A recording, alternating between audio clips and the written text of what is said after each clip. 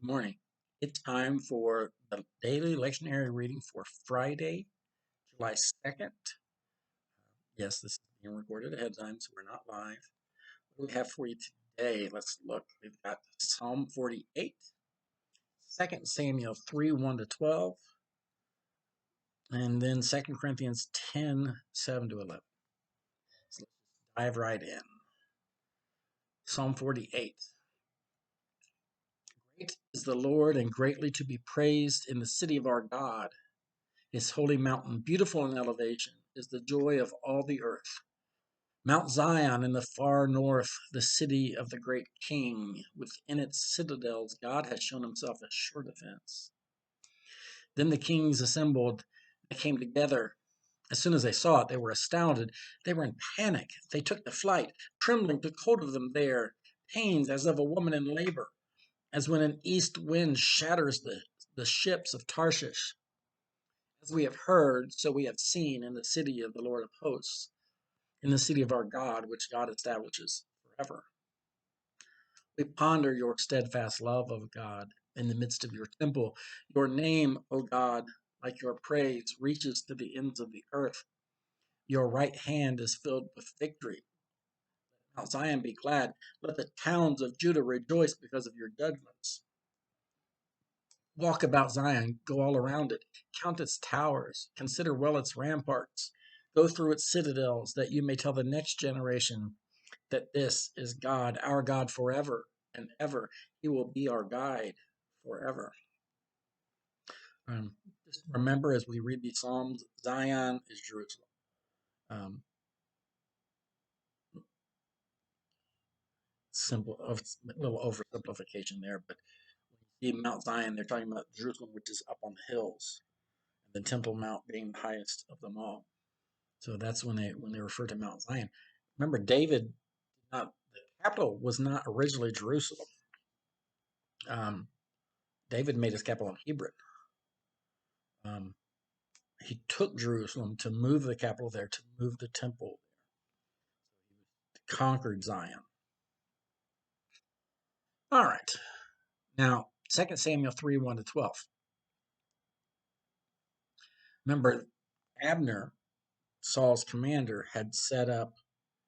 um, had kept Saul's army together, and he had set up one of Saul's surviving sons as a king over Judah, and David is the king of Israel. So we've already got a divided kingdom before we had a divided kingdom. So there's at least this brief period of time um, where we had two kings before the split. So there was a long war between the house of Saul and the house of David. David grew stronger and stronger while the house of Saul became weaker and weaker. Sons were born to David at Hebron. His firstborn was Amnon, son of Ahinoam of Jezreel. His second, Chileab of Abigail, the widow of Nabal of Carmel. The third, Absalom, son of Maacah, daughter of King Talmai of Besher. Fourth, Adonijah, son of Haggith. Fifth, Shephatiah, son of Abital. And the sixth, Ethraim of David's wife Eglah. And these were born to David in Hebron. Yes, David had a lot of wives too. Not as many Solomon. While there was war between the house of Saul and the house of David, Abner was making himself strong in the house of Saul. Now Saul had a concubine whose name was Rizpah, daughter of Aiah, and Ishbaal, Saul's son, who he had made king. Ishbaal said to Abner, "Why have you gone to into my father's concubine?" Now the words of Ishbaal made Abner very angry, and he said, "Am I a dog's head for Judah? Today I keep showing loyalty to the house of your father Saul, and to his brothers, and to his friends, and have not given you into the house of David. And yet you charge me now with a crime concerning this woman. So may God do to Abner, and so may he add to it.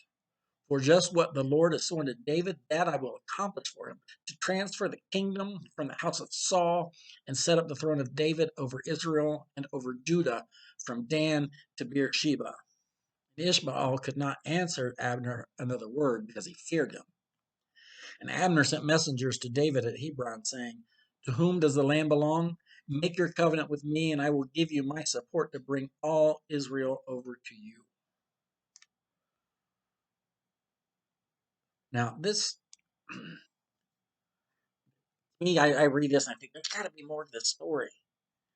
Because it doesn't, going into Saul's concubine doesn't seem to be serious enough for Abner to uh, forsake Saul. He'd set his son up as king, Saul's family, Saul's house. Um, I get the feeling this maybe this was just the straw that broke the camel's back kind of.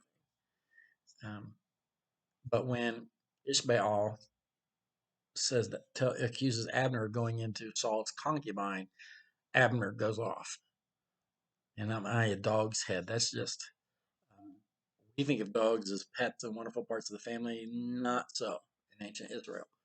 Um, so to call somebody a dog was a serious insult.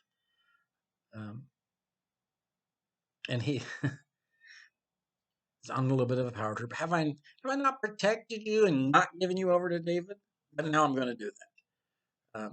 So he contacts David to say, basically, make a deal with me, and I'll withdraw the army from Ishbaal so that David could have Judah as well as Israel.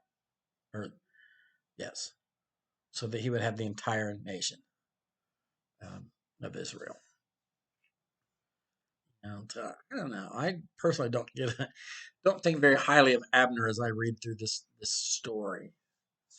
But he's a great general, great leader, and we'll see more of him. We're not done with Abner.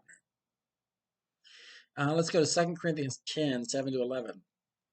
Look what is before your eyes. If you are confident that you belong in Christ, remind yourself of this, that just as you belong to Christ, so also do we. Now, even if I boast a little too much of our authority, which the Lord gave for building you up and not for tearing you down, I will not be ashamed of it. I do not want to be seen, I don't want to seem as though I'm trying to frighten you with my letters. For they say his letters are weighty and strong, but his bodily presence is weak and his speech contemptible. Let such people understand that what we say by letter when absent, we will also do when present. And they're accusing him.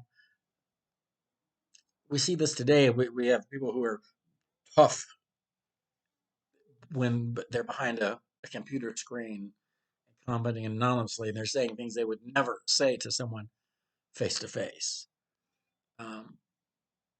They're sometimes insulting and name calling, then they would never do that face to face. There's the anonymity gives them courage to act out in ways they would not do. And that's basically what they're accusing Paul of here. They're saying his letters, he comes across as all rough and tough and he's an authoritarian. But when he's here, he's not so much. And he's telling them, hey, they need to understand that what we say in this letter, we're also going to do when we're present. So there's not this difference talking tough because he's not there in front of them. All right, so that's our daily lectionary reading for Friday, July 2nd. You guys later. Hopefully, you'll see you at One Hope Ecumenical Worship on Sunday. It's going to be co-led between the First United Methodist Church and the First Baptist Church. It's going to be a good morning. It's going to be our final One Hope worship, and then we'll be back in our sanctuary come the 11th. See you later, guys. Bye.